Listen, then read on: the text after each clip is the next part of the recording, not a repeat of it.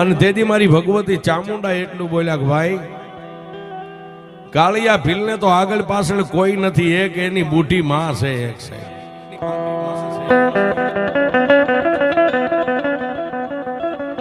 પણ ઓલા જે લાકડા ખડકતા એને કીધું કે એ ડોસી અમારે તારી હારે કોઈ ડાપણની વાત નથી કરવી, વૈજા અમને અમારું કામ કરવા દે.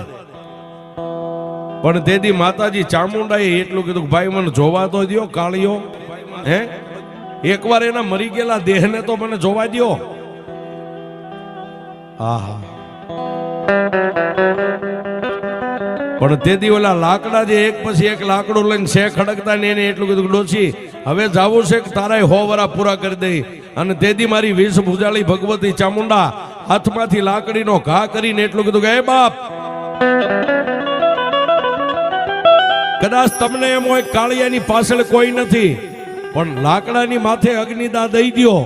અને જો ફૂંક મારી અને અગ્નિદાને જો મારા પેટમાં ન ઉતારી દઉં ને એ તો કાળિયાની ચામુંડા